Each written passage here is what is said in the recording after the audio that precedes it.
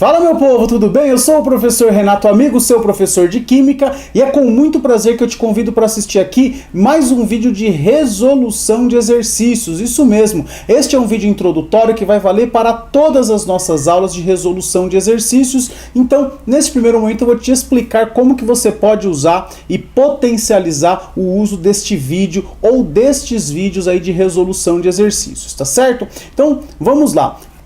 Cada aula ou cada grupo de aulas dentro dos nossos blocos de aulas teóricas aqui no YouTube, a gente gera sempre uma lista de exercícios que está disponibilizada lá no nosso site, o www.quimicadoamigo.com.br.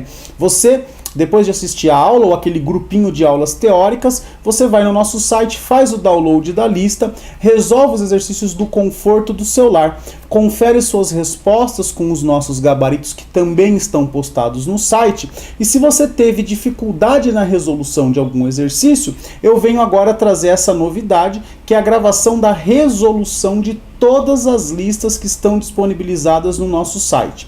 Como é que vai funcionar? Aqui na descrição deste vídeo, assim como na descrição de todos os outros, eu vou disponibilizar o link para o download da lista. Então, se você ainda não fez, você pode fazer o download ou lá pelo meu site ou aqui pelo link que eu vou disponibilizar no YouTube. Além disso, eu vou disponibilizar para vocês também o instante exato do início da resolução de cada um dos exercícios. Isso aí eu vou fazer para quê? Para que você possa ir direto ao ponto naquele exercício que te incomodou, naquele exercício que você não conseguiu resolver. De novo, eu estou mostrando a minha preocupação com o seu aprendizado e não com o simples fato de você ter que assistir o vídeo inteiro para pegar a resolução de um único exercício que você teve dúvida. Então, já na descrição do vídeo eu coloco lá, exercício 1 começa no minuto 3.53, o exercício 5 começa no minuto 10.35.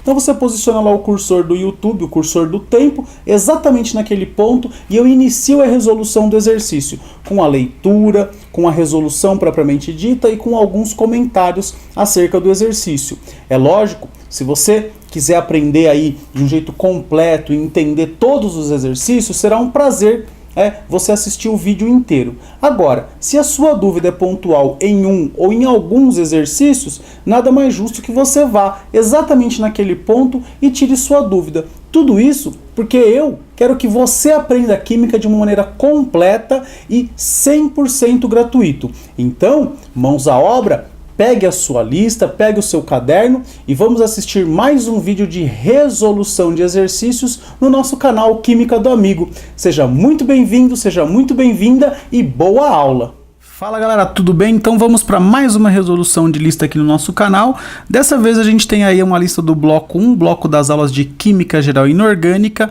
Essa lista é a continuação da lista da aula 9, aula de leis ponderais. Essa é a segunda resolução de duas que a gente vai fazer, ou seja, a gente vai terminar a lista agora. Nessa aula a gente vai corrigir os exercícios de 9 a 15, tá certo? Na aula anterior a gente corrigiu até o exercício de número 8, beleza? Então vamos lá, exercício 9. Foram analisadas 3 amostras, 1, 2 e 3, de óxidos de enxofre procedentes de fontes distintas, obtendo-se os seguintes resultados.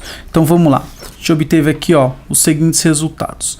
Amostra 1 tem 0,32 de enxofre, 0,32 de oxigênio, 0,64 de amostra, item 2 e item 3 estão as massas descritas aqui. O que ele quer que a gente compare? A gente compare esses óxidos e veja se tem algum deles alguma dessas amostras pertencem ao mesmo óxido. Então, para isso é uma questão extremamente comum de ser cobrada, então vocês vão ver que tem questões muito parecidas aqui mais para frente. Nós devemos comparar as proporções aos pares, não adianta você querer comparar tudo de uma vez, tá certo? Então eu vou comparar aqui como exemplo o óxido 1 com o óxido 2, e depois vou comparar o óxido 1 com o óxido 3. Então, comparando o 1 com o 2, é como se a linha 3 aqui não existisse, tá certo? Então, olha só, se eu comparar 1 com o 2, eu tenho 0,32 sobre 0,08, 0,32 sobre 0,08 e 0,64 sobre 0,16. Se eu fizer essa conta aqui, eu vou perceber que tanto 0,32 sobre 0,08 como 0,64 sobre 0,16 vai me dar o mesmo resultado. Ou seja, isto e isto apresentam proporção, tá certo? São proporcionais. De novo, se você quiser fazer de outro jeito, você vai simplesmente fingir que um desses números não existe e vai fazer a multiplicação em cruz. Você vai ver que 0,08 vezes 0,64 é igual a 0,32 vezes 0,16. Você pode fazer esse teste aí, não tem problema nenhum. Quando a gente concluir, o que a gente conclui disso? Que 1 e 2 são do mesmo óxido. Então, 1 e 2 constituem a amostra do mesmo óxido. Então eu vou pegar um ou outro e vou comparar com o terceiro óxido. Eu resolvi neste exercício pegar o óxido 1. Então agora eu vou comparar o óxido 1 com o óxido 3. É como se a linha 2 aqui não existisse. Tá certo? Olha só, 0,32 sobre 0,32, eu vou te fazer a pergunta, é igual a 0,64 sobre 0,80? É óbvio que não, por isso que eu peguei esses números, ó, 0,32 sobre 0,32 é igual a 0,64 sobre 0,64. Então, como essa daqui, essas reações aqui, essas frações não estabelecem proporção, elas não são iguais. Então, isto é diferente disto. Ou seja, o óxido 1 e o 3 não são a amostra 1 e 3 não são do mesmo óxido. Então o que eu posso concluir? 1 e 2, mesmo óxido, e o 3 é um óxido diferente, tá? Então a alternativa correta é a alternativa B. Apenas as amostras 1 e 2 são do mesmo óxido. Por quê? A amostra 3 é de um outro óxido, porque ela apresenta uma proporção diferente, beleza? O exercício de número 10, ele traz para a gente o seguinte enunciado. 2 frascos A e B contendo diferentes reagentes estão hermeticamente fechados, ó, informação importantíssima, e são colocados nos pratos de uma balança que fica equilibrada como mostra o diagrama a seguir. Então tá lá. Eu tenho aqui o frasco A, que tem o nitrato de bário e o sulfato de sódio. E no frasco B eu tenho ácido sulfúrico e zinco, tá? O frasco A e o B estão fechados. Logo, se o recipiente é fechado, se o sistema é fechado, a massa deve se conservar, independentemente da formação de precipitado, da liberação de gás ou da incorporação de gás. Se o sistema está fechado, a massa tem que se conservar. Então olha aqui, está dizendo, com o andamento das reações, o braço da balança pende para o lado do frasco A? Não, porque o sistema está fechado. Mesma coisa aqui, com o andamento das reações, o braço da balança pende para o lado B? Não, porque o recipiente está fechado. E finalmente, com o andamento das reações, os braços da balança permanecem na mesma posição.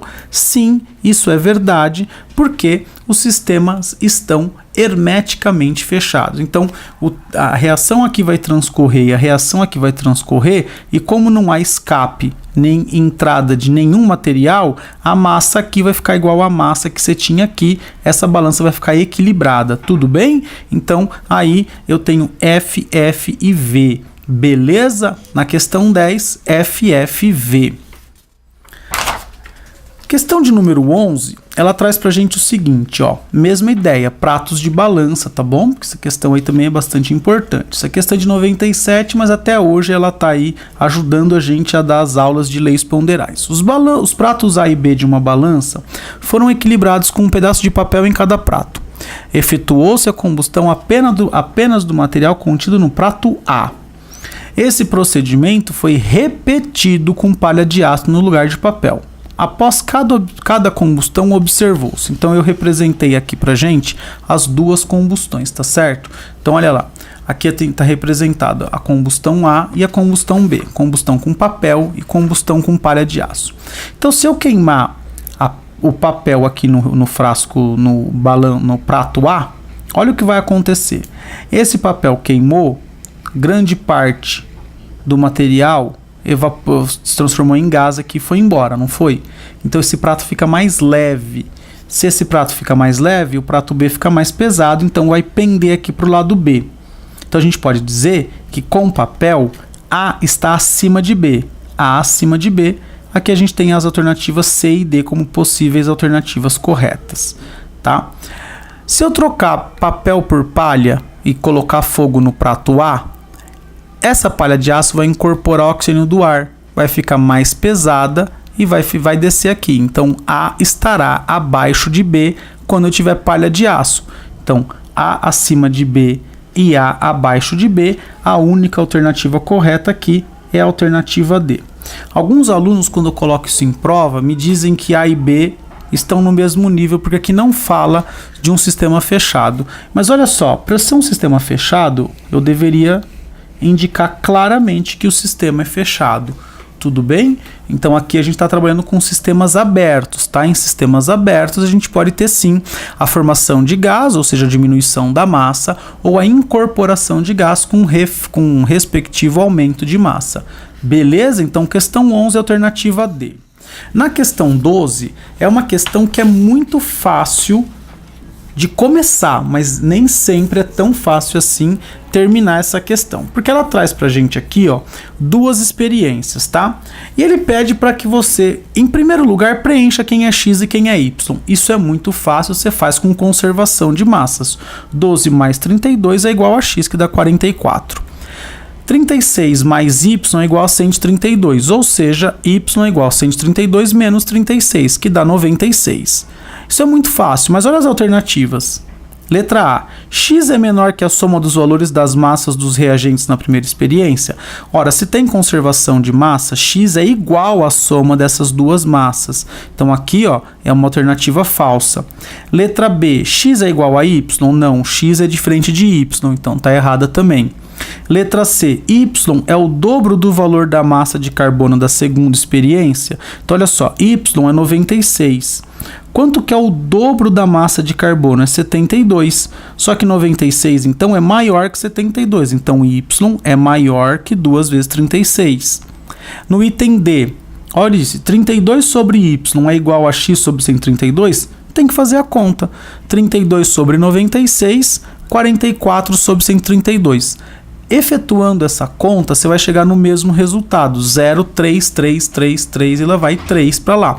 Então essa aqui é a alternativa correta, tá bom? E por fim, no item E, y é igual a 168? Não, né? Y é 96, então y é diferente de 168. Então a gente pode dizer aí que nesse exercício 12 a alternativa correta é a alternativa D. Olha só que interessante, né? Esse exercício 11 e o 12, que são de 97, eles são cobrados constantemente em outras provas com outras roupagens, tá certo? Então esses são exercícios aí de referência que a gente traz para ajudar você aí no aprendizado da química, beleza? O exercício 13, ele traz pra gente o seguinte, olha só. A gente já fez um exercício muito parecido com esse, né? Mas era de outro vestibular em outro ano. Olha só como as coisas se repetem, é isso que eu sempre falo para os alunos. Ó, os seguintes dados foram obtidos analisando amostras de óxido de nitrogênio. Lá acho que era óxido de enxofre, né? Então aqui tem as massas e aqui tem a massa de oxigênio, a massa de nitrogênio e a massa da amostra. Então ele quer saber quais são do mesmo óxido.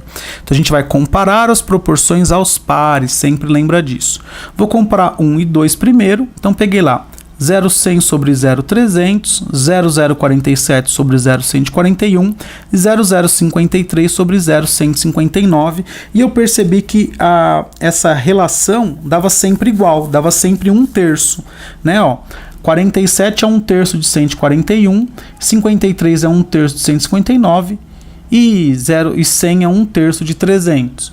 Então todas essas relações elas são iguais. Lembra que você podia fazer o seguinte, né? 0,1 vezes 0,141, 0,300 vezes 0,047, e pode fazer isso aqui também, tá certo? E você poderia fazer aqui direto também, não tem problema nenhum. Qualquer multiplicação em cruz que você fizesse deveria dar o mesmo resultado. Concluímos então que 1 e 2 são do mesmo óxido. Naquele exemplo eu peguei 1 para comparar com 3. Agora eu peguei 2 para comparar com 3 só para te mostrar que não tem nenhuma pegadinha, não tem nenhum segredo, tá? Então eu fiz a comparação, 0,300 sobre 0,400, 0,141 sobre 0,147, 0,149 sobre 0,253, e o que eu percebo? Que 0,3 sobre 0,4 não é igual a 0,141 sobre 0,147, que também não é igual a 0,159 sobre 0,253. Que conclusão que eu tiro daqui? que 2 e 3 não são amostras do mesmo óxido. Eu poderia também fazer aqui a multiplicação em cruz e eu ia perceber que os resultados não são iguais, logo não há proporção. Então eu posso dizer e garantir que apenas as amostras 1 e 2 são do mesmo óxido, e também posso garantir para você que a galera dos vestibulares não tem tanta criatividade assim, e às vezes eles trazem questões antigas com roupagens novas, e é por isso que é bom você treinar. Mais uma vez eu estou falando isso, hein? Vamos para a próxima questão, questão de número 14. 22,4 gramas de prego são deixados expostos ao ar. Supondo que os pregos sejam constituídos unicamente por átomos de ferro e que após algumas semanas a massa dos mesmos pregos tenha aumentado para 32 gramas, pergunta-se: qual fenômeno ocorreu com os pregos? Ora, se o prego é exposto ao ar, ocorre a oxidação ou formação de ferrugem, tá certo? Item 2. Qual a massa de oxigênio foi envolvida no processo? Ora, se você tinha 22,4 gramas de prego e no final tinha 32 gramas, essa diferença de massa é a massa de oxigênio. Aqui eu coloco até isso em forma de reação. Prego mais oxigênio virou prego com ferrugem. 22,4 mais x igual a 32. X é igual a 32 menos 22,4. X é igual a 9,6 gramas de banana, de mexerica? Não, de oxigênio, tá certo? Então, 9,6 gramas de oxigênio. E aí, por último, ele pergunta em que lei das combinações químicas você se baseou para responder o item anterior. Pessoal, cuida, não vai escrever lei de Proust só porque é mais bonitinho, porque você viu depois, porque é mais difícil. Pessoal, lei de Proust precisa de 2 experimentos para você ver se tem proporção ou não. Aqui, como você teve um experimento só, você se baseou na lei de conservação das massas, tudo bem? Então não vai fazer caca aí não, hein? Lei de conservação das massas ou lei de Lavoisier no exercício de número 14, tá certo? E agora a gente vai para o nosso último exercício. O exercício de número 15, ele traz para a gente um enunciado e, a princípio, a resolução ela é muito simples, mas os números ficam meio estranhos, assim, a galera fica meio na dúvida nesse exercício, tá? Então lá, ao adicionarmos 4 gramas de cálcio e 10 gramas de cloro, obteremos 11,1 gramas de cloreto de cálcio e um excesso de 2,9 gramas de cloro. Então, dos 10 que você pôs, 2,9 não reagiu. Se num segundo experimento colocarmos 1,6 gramas de cálcio, ó, você colocou menos cálcio do que você tinha no primeiro, e 30 gramas de cloro, você colocou o triplo do que você tinha. Se quando você colocou 10 com 4 já sobrou cloro, imagina quando você colocar 1,6 de cálcio com 30 de cloro, vai sobrar muito cloro. E geralmente quando o aluno detecta um valor muito alto de sobra, ele acha que está errado. Então, gente, você tem que aprender a analisar os dados do enunciado.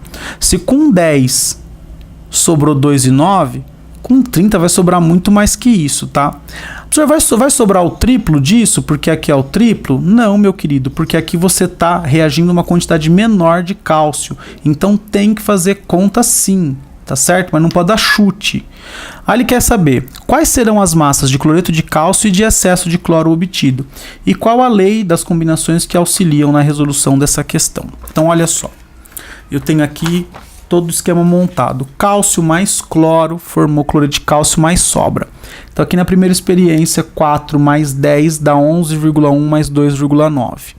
Aqui na segunda experiência, 1,6 mais 30 dá x mais y. É isso que ele está te perguntando, tá? Então, olha só. Eu sei que esses 4 gramas, eles reagiram completamente, tá? Porque sobrou só cloro. Então, 4 gramas de cálcio forma 11,1 gramas de cloreto de cálcio. 4 está para 11,1. 1,6 está para x. Olha só o que eu fiz aqui, ó. 4 sobre 1,6, 11,1 sobre x. Por que eu posso fazer isso? Porque eu sei que todo o cálcio reagiu, tanto no experimento 1 como no 2, porque não tem sobra. Lembra que para usar Proust eu preciso descontar as sobras. Como no cálcio não teve sobra, eu usei ele como referência. Se eu montar essa proporcionalidade aqui, eu vou encontrar que o x vale 4,44 gramas de cloreto de cálcio. Tudo bem até aqui? Maravilha. Agora, eu preciso saber a massa de cloro que reage no primeiro experimento. Eu tinha 10 gramas de cloro aqui, 2,9 sobraram, então 7,1 gramas de cloro reagiram no primeiro experimento. Então posso dizer que 7,1 gramas de cloro é o que de verdade reagiu. Ora, 7,1 sobre, que é o que efetivamente reage, sobre Z, que é o que efetivamente vai reagir no experimento 2, é igual a 11,1 sobre 4,4.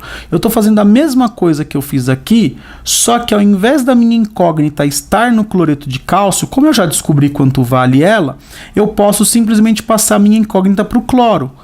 Tá certo? Porque aqui eu sei quanto de cloro reagiu. Sei ou não sei? Lógico que eu sei. 7,1. Eu calculei isso aí. Então, 7,1 sobre Z é igual a 11,1 sobre 4,44. Fazendo esta proporção, eu encontro que o meu Z vale 2,84. Então, eu sei que reagiu 2,84 gramas de cloro. Se eu pegar 30 menos 2,84, eu sei quanto que sobrou de cloro, que vai ser o meu 27,16 gramas de cloro que sobrou. Agora, eu poderia ter feito de outra forma? Sim, é até uma forma mais simples, tá bom? Mas, de novo, eu quero com essas resoluções de lista te mostrar todas as possibilidades. Vamos pensar de maneira mais simplificada. Se eu sei que esses 1,6 reagiram completamente para formar esses 4,44, quanto que dá 4,44 menos 1,6? 2,84. Então eu já descobri agora quanto do cloro reagiu. Se eu tinha 30 e reagiu 2,84, sobrou 27,16, ou seja, deu na mesma. Porém, eu estou te mostrando como faz de várias formas, para que você escolha a forma que for mais adequada para sua resolução, para sua compreensão. E esse é o meu papel aqui, é tentar mostrar algumas formas para que você escolha a mais adequada. Beleza? Tranquilo? Com isso, então, após aí 2 aulas, nós chegamos agora sim ao fim da lista da lista da aula de leis ponderais. Se você chegou até aqui e gostou, por favor, se inscreva no nosso canal. Se já é inscrito, clique no botão curtir. Se não é inscrito, também. Afinal de contas, se você gostou da aula, nada mais justo do que dar uma curtidinha nessa aula. Se essa aula foi boa para você, pode ser boa para algum amigo seu.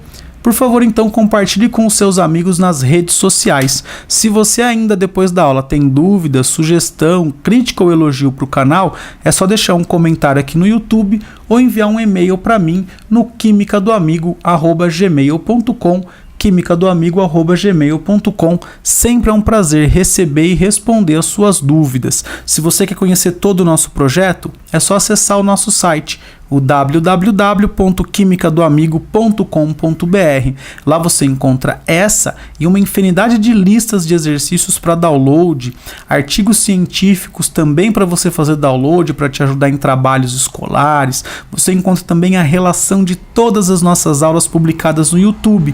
E eu digo para você que tanto material no nosso site como material no YouTube, todo este material é de uso 100% gratuito, para que você possa aprender química aí de um jeito completo e sem colocar sua mão no bolso, sem gastar nenhum centavo, apenas a sua conexão, beleza? Então olha lá, se você se inscreveu, curtiu, compartilhou e comentou, eu só tenho que te agradecer e dizer beijo, tchau!